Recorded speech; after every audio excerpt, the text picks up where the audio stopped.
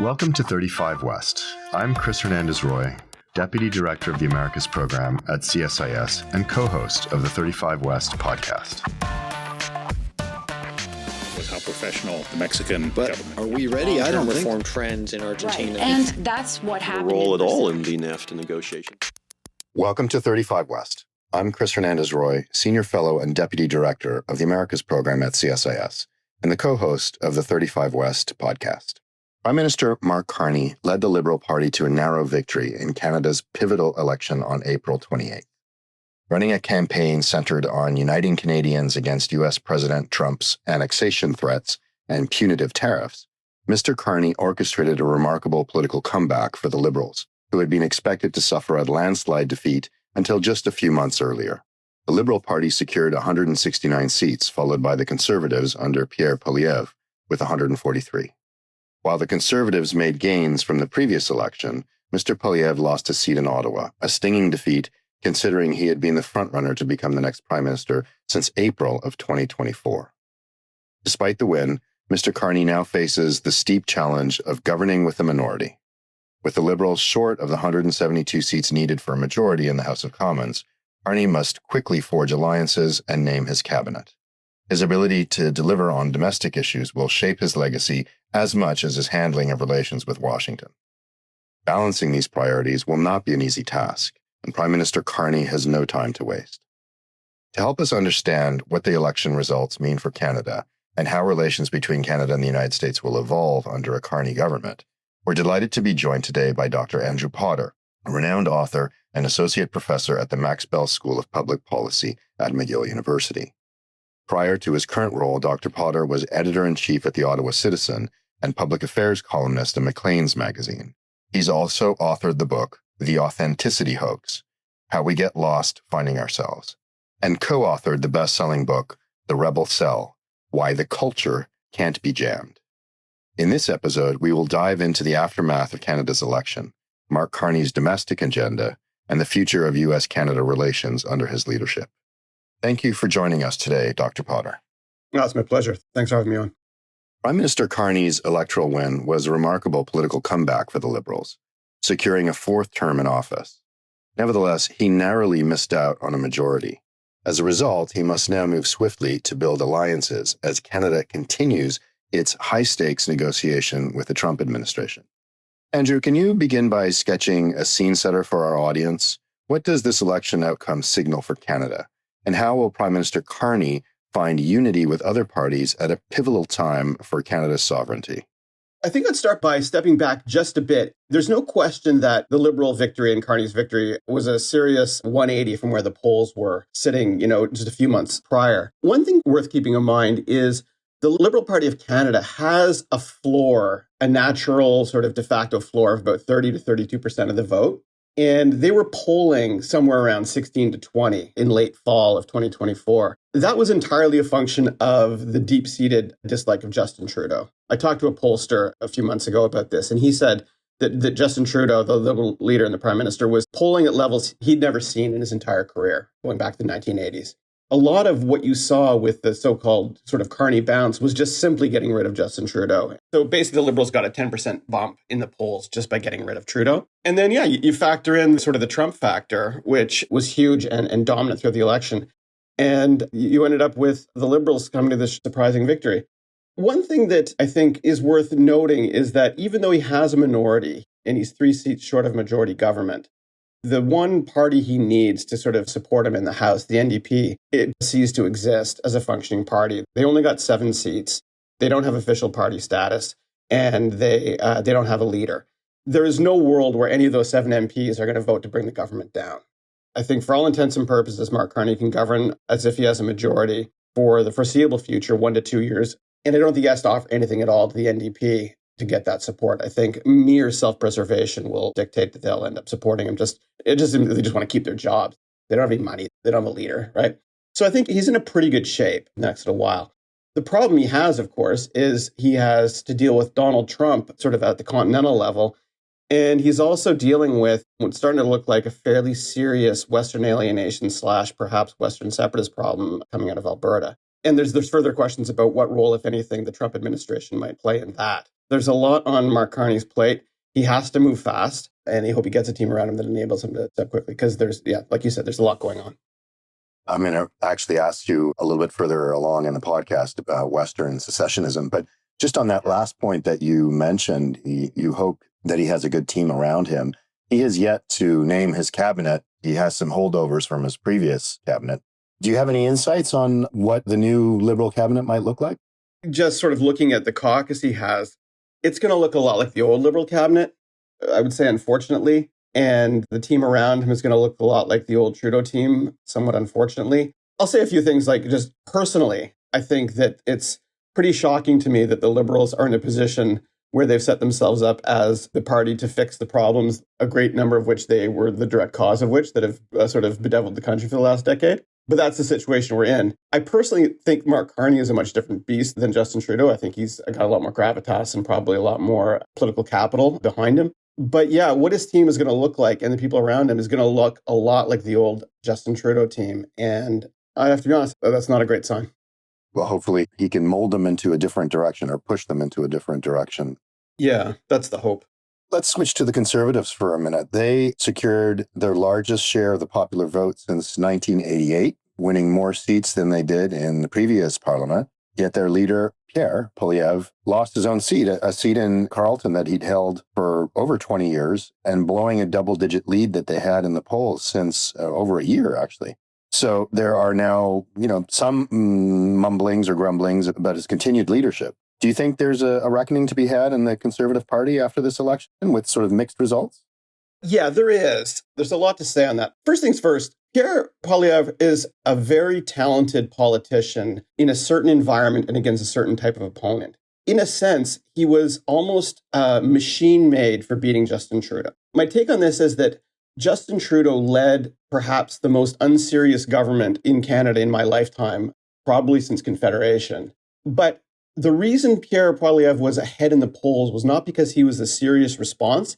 He was sort of the unserious antimatter to Justin Trudeau's unserious matter. And he was almost like a machine perfectly built for beating Justin Trudeau and his wokeness and his fancy socks and his basically approach to governing, which was like almost influencer driven, Instagram and so on. And what happened with the Tories is under Poilievre is that once things actually got serious, once it became clear to Canadians that they couldn't sort of just elect the unserious antithesis of Justin Trudeau, then all bets were off. And the Tories simply could not pivot. They were late to recognize the danger that Trump was showing them. And once they started to adjust, they just didn't have the next gear to get up there to counteract the Trump threat that the Liberals were able to capitalize on. And part of the problem, of course, is the leader himself. He, quite frankly, spent the last few years acting like a bit of a jerk and making being a jerk kind of part of his brand. And the public recognized that. And in his own riding, he suffered from a few problems. I mean, he'd held the riding for 20 years. He suffered from two problems, one of which was the riding got slightly redistricted from the boundaries got shifted. It was a rural riding that ended up having a bit more of an urban quality to it. And what that meant was it actually brought a number of public servants into his riding, Ottawa, of course, being the capital. And Poilievre's a guy who, during the convoy crisis 3 years ago, when the convoy sort of took over Ottawa, he, walked out, shook their hands and brought them coffee and donuts. His constituents probably held that against him, and frankly, rightly so. Because he failed to pivot, he was actually criticized fairly heavily by the premiers of Ontario and Nova Scotia. Does that signal some sort of a schism within the overall Conservative movement? There definitely is. I'm not a Conservative insider by any stretch. A lot of the problem, I think, stems from personal relationships between longstanding Conservative backroom operators, Jenny Byrne, who was Poilievre's campaign director, and people like Corey Tenaik, who was a former Stephen Harper guy. There have been animosities between those crowds for a long time. And I think there was just a great deal of failure to get everybody on the same page, both in Nova Scotia and with Doug Ford in Ontario. I mean, for American listeners, it's worth pointing out that the Canadian political system isn't as integrated as is in the United States. Conservatives are not federal Conservatives. Provincial NDPers are not federal NDPers by any matter of logic or necessity. Those political alignments tend to be more ad hoc and less integrated. So yeah, there's definitely a reckoning to have within the Conservative movement as a whole, especially as they try to figure out where Pierre Poilievre will look for a seat. He's going to look for one in Alberta, and that's going to come with its own problems as that moves forward. So given the current need for political stability and unity, do you think Mr. Poilievre will be willing to set aside partisanship, be less of a jerk, in your words, and work towards some sort of consensus, or will polarization continue to dominate the conversation? And I would extend that question to Parliament, which was at times very dysfunctional in its last session. Will it be possible for, unity in Parliament as well as among the leaders in the national interest, considering the unique challenges facing Canada at this time? Yeah. I actually think that question depends on the Prime Minister. The Prime Minister's in kind of like I said at the beginning, in a situation where if he wants to simply govern and have the NDP support him, the NDP rump support him, he can do so. If he feels the need to give them any sort of legislative or policy sops trying to govern from the left in a way that will just annoy and antagonize the Conservatives, and they'll sort of almost by force of nature be driven to engage in much more partisan politics.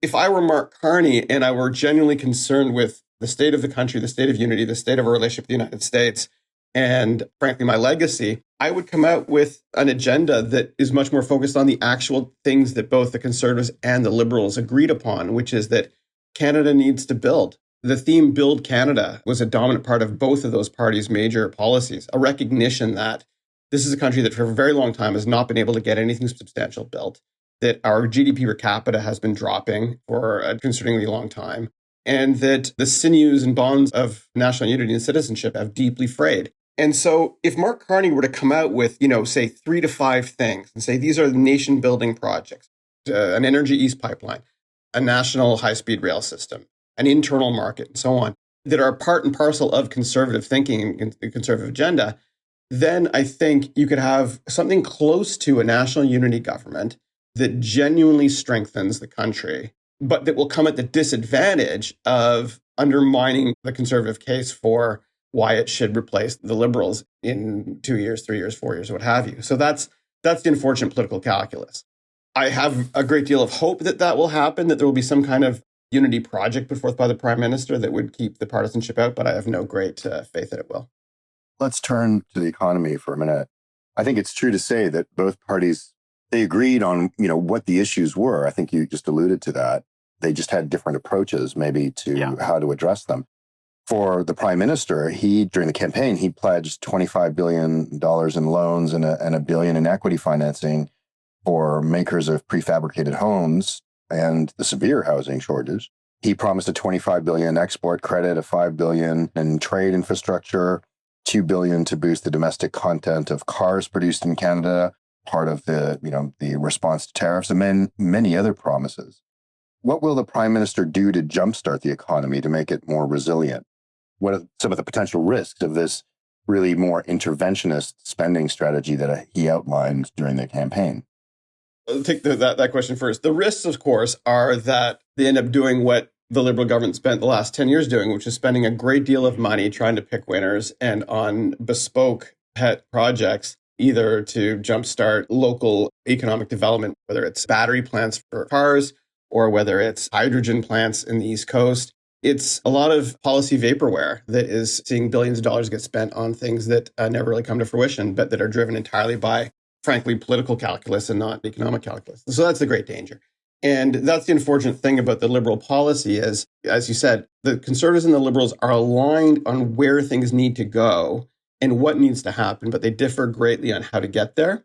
This sort of unfortunate fact is whatever muscle memory there is in the Justin Trudeau Liberal Party seems to have made its way into the Carney platform, which is let's fire hose a whole bunch of money around the country into bespoke projects and hope that it sticks. I think that's a danger.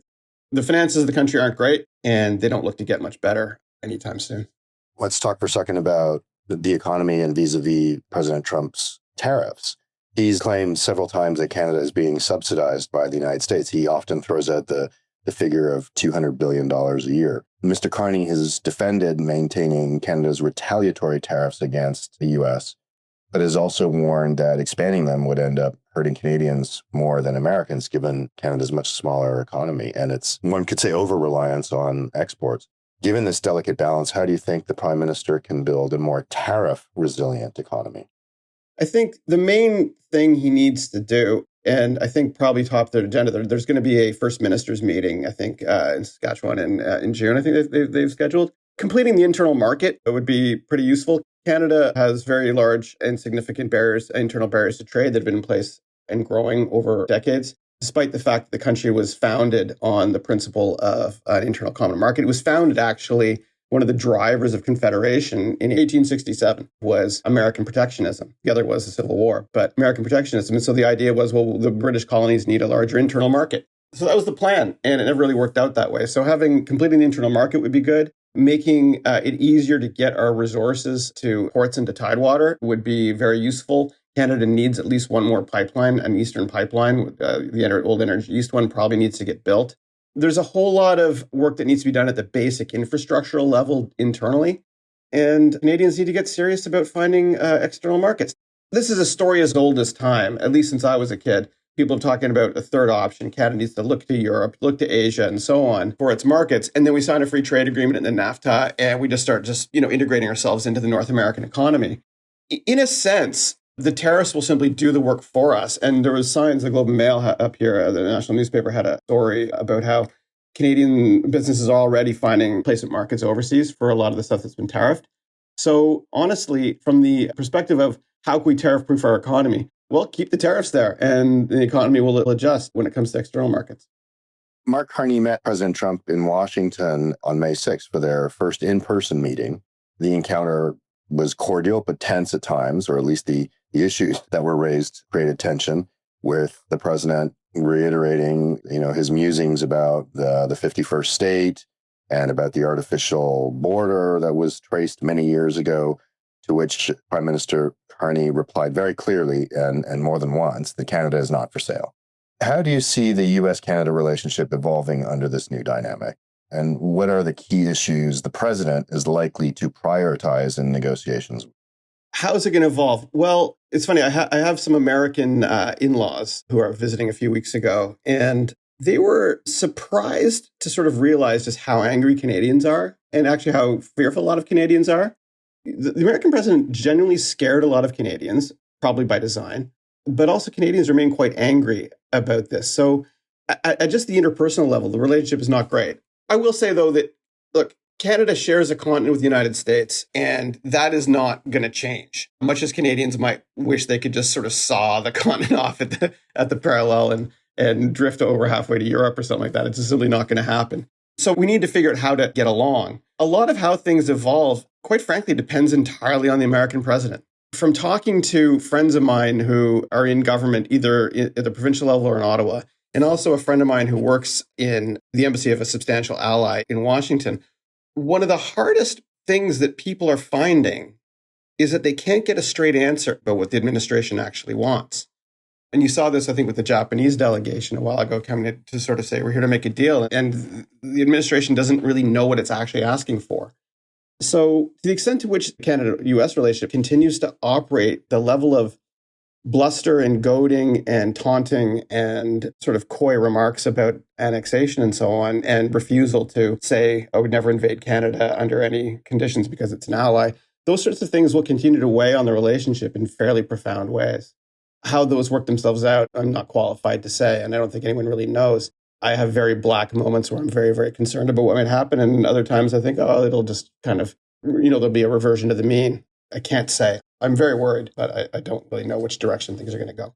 I think a lot of Americans are also worried. I have this fundamental problem understanding something. You would think that the American president would have more in common with the Conservatives and with Pierre Poilievre than he would with the Liberals, which he's disparaged in calling, Trudeau, Governor Trudeau. Yet his annexation threats were put on pause for most of the campaign, except at the very end. I mean, within, I think, the last day or 2 days, his threats of annexation resurfaced. And he did that at a time when he must have known that he was benefiting the Liberal Party. So why would he have done that in the last 48 hours of the campaign? So we all noticed that, right? Danielle Smith, the Alberta premier, I think, would like to take some credit. I think she claims that she asked Trump to put a sock in it for the duration of the campaign so that the Conservatives would have a better shot. And then, 2 days before he sort of pipes up, that was an artifact of a very clever journalist, a CBC journalist, who simply asked him, he's the one who made Canada the 51st state or something to that effect. And the US president simply couldn't help himself, right? I mean, we all know there's not a lot of filter going on there. So I think he just sort of like, asked me a question, I'm going to say it. I have a feeling that his piping up in the last few days was largely an artifact of journalistic prodding and not anything calculated. That's my sense. I could be totally wrong, but that's the impression I had. Yeah, I think that's probably a good answer because to some extent, I think we saw that in the White House meeting with the Prime Minister, where early on in the discussion, he was talking about it takes two to tango, meaning he knew that he wasn't going to annex Canada. But then later on, he doubled down on the whole discussion of the 51st state and the artificial line. And I think a lot of that was driven by media questions. Yeah, exactly. I have a friend who's a senior editor here at the newspaper here, and she's like, I just wish we would just stop asking about it because it's almost like he's like Schrodinger's annexationist, right? Like there's no answer until you actually ask it. Right. So the Prime Minister believes Canada has a strategic advantage as it has very vast resources, particularly critical minerals, including fertilizers, potash, oil, resources that the United States depends on, despite the President saying that he doesn't want or need anything from Canada. Do you think Carney might use this leverage in future negotiations? Could there be a potential collaboration between the two countries on critical minerals, perhaps for defense cooperation? And I think a related and critically important question for Canada is, how could this issue worsen or lessen the voices that are increasingly vocal about secession in Alberta? Yeah. I'm not sure how related they are, but I think one of the problems Canada has pre-Trump second term, I think if you had gone to Canadians and said, or if an American president had stood up and said, guys, look, we're here sharing this continent. Continental security is a big issue. Can we sort of get guaranteed access to critical resources? Can we collaborate in building a sort of military base, something like that, up in the Arctic? Canadians are sensible people, and they're not completely clued out about the geostrategic location they occupy in the world right now. There would have been a lot of openness to that. The problem we have right now is that Donald Trump seems to have two views, one of which is we need this stuff, and it's the same thing with Greenland. But buying it or trading for it just means we're getting ripped off. And it's hard to square those two views, right? Because then it means it's not that he wants to pay for them. He wants just to take Canada. And that seems to be the underlying sort of disturbing rationale about the combination of his views on trade and his views on security. They tend to lead in an imperialistic direction. Whether Mark Carney can convince the American president that he can get 95% of what he wants out of Canada without actually annexing us is the crucial question that Carney has. And that depends a lot on probably the temper of the president, who he last spoke to, and what he had for dinner. One of those things that's hard to say. With respect to the Western question, Carney has a problem going back to the fact that he has largely inherited Justin Trudeau's government, which is packed full of people who were global moralists about climate change. For them, climate change was an overwhelming feature of their government. And Carney himself has written stuff that shows that he's sort of aligned with that. Some of the actions he took before leading sort of coalitions of bankers against climate change and so on, when he took over as prime minister, he made his Quebec lieutenant a guy named Stephen Guilbeault, the former environment minister, who was also a former Greenpeace activist. So Carney sent a lot of signals that he would sort of be aligned with that sort of Trudeau take on Canada and climate change. Compounding that is the federal government is implementing a emissions cap on oil and gas development in the oil sands in Alberta, which is terrible policy and has angered the Albertans to no end. Carney's going to have to figure out which set of constituents he wants to make enemies. The Liberal Party he inherited, who are very keen to do something about climate change, or the rest of the country, who are very keen to see Canada develop its resources and fix its relationship with the United States. Carney's going to have to annoy one of those two constituencies, and I can only hope that he makes the right choice. Are Canadians willing to give up their green, their climate, what's the right word, their conceits or climate? Are they willing to do that, especially in a moment of national crisis? So I've been working with this group called Build Canada, which has been sort of tarred as a Canadian Doge light sort of situation. It's an organization we've just sort of been putting out policy memos for the government the last little while. And we commissioned a poll from Polara, an Ottawa-based pollster, asking Canadians where they stood on a whole bunch of questions about whether the government should accelerate permissions for pipelines, whether we should make a priority energy development. Would you be willing to sacrifice short-term climate interests for long-term economic gain and so on? And the answers were nationally overwhelmingly yes. 70, 75, 80% of people sort of recognize that whatever virtues there are in mitigating our emissions and mitigating climate change, there are far more urgent things on our plate right now. So Canadians, yes. My concern on that front, frankly, is the Liberal Party and its gatekeepers. I think there's going to be a huge amount of resistance inside the government. I mean, it's one thing to sort of listen to Canadians as an undifferentiated mass in a poll. It's another thing to sort of stare down people around the cabinet table. Those are two different skill sets. Yeah, and I think, the fact that the province of Quebec is willing to entertain pipelines through its territory, which have in the past been a taboo subject, is also sort of an indication of a change of sentiment. Yeah, hugely. I think there's something like 68, 70% of Quebecers said they'd be willing to see Energy East push through the province, which is massive. That is a very temporary but generational opportunity for the Prime Minister if he can seize it. So as he seeks to strengthen alliances beyond the relationship with the United States, what international partners might the Prime Minister turn to? You mentioned that businesses were already looking for opportunities in Europe. I think one of the great appeals of Carney for a lot of Canadians was that he had this international stature. At the height of Trump's annexationist rhetoric in sort of late January, February into March, when quite honestly, a lot of Canadians were half convinced that, the tanks would be rolling up across the border any day now from the United States. One of the great appeals of Mark Carney was that he had international stature and international contacts. It became pretty clear very quickly to a lot of Canadians that Canada is going to need allies. When faced with frankly hostile United States, Canada, if it's going to survive, is going to need allies. It's going to need allies in Europe. It's going to need allies in Asia. And Mark Carney has those relationships. I mean, if you asked a given Canadian, who would Pierre Poilievre call if he needed a favor from Europe?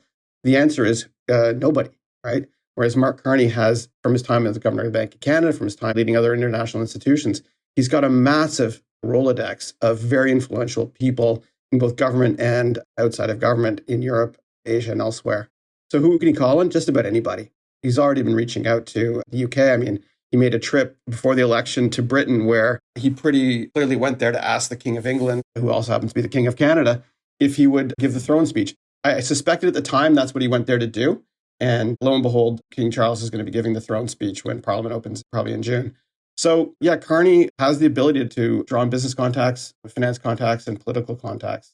To that end, he's a very promising prime minister for the country at this stage. So speaking about that, his stature on the international stage, he's going to have a major diplomatic stage in June when he hosts the G7 in Alberta. President Trump's expected to attend along with the other G7 leaders, the UK, France, Germany, Italy, Japan, and then the EU will be there as well. What opportunities does the G7 meeting offer for the Prime Minister to elevate Canada's position globally? Well, it's always good to have friends and to be surrounded by friends. I mean, I have to say I've not been looking forward to this G7 because I'm always worried about, just frankly what the American president might say or do. I think it's good to be around friends. I'm a little concerned that President Trump has been talking about reinviting Russia into the G8, and also that there was a story that I saw the other day where apparently he seems to be blaming Justin Trudeau for having kicked Putin out, when in fact Stephen Harper was the Canadian Prime Minister at the time when it happened, the Conservative. The opportunities are great to the extent to which if a whole bunch of people can, in some sense, talk the Americans down a bit on a lot of the rhetoric and try to reaffirm that there is an international community of which the United States and Canada and the EU are all part of, that has a certain set of values that are worth doubling down on, tripling down on, and emphasizing and supporting one another. The stakes are really high. I think the future of the West will be decided in the next year or so, not just at the G7, but at meetings like that. What direction the United States goes in and whether it chooses to lead or not are, frankly, historical decisions that are going to be made in the next year or so. Andrew, this has been a great conversation. I just want to offer you the opportunity to say anything else you might want to highlight or something that we didn't cover that you would have liked to address. I will just say that for American listeners, Canadians are angry and upset, but we all have American friends, American family, American cousins. And a lot of us are looking forward to being able to sort of just go down there and go to New York or go to Chicago or go to California and have it be like old times. Thanks very much for joining us on 35 West. We really appreciate you taking the time to speak with us today. Oh, it's my pleasure. Thanks for having me on. And that's it for this week's edition of 35 West. We hope you enjoyed listening and that you'll stay tuned for future episodes.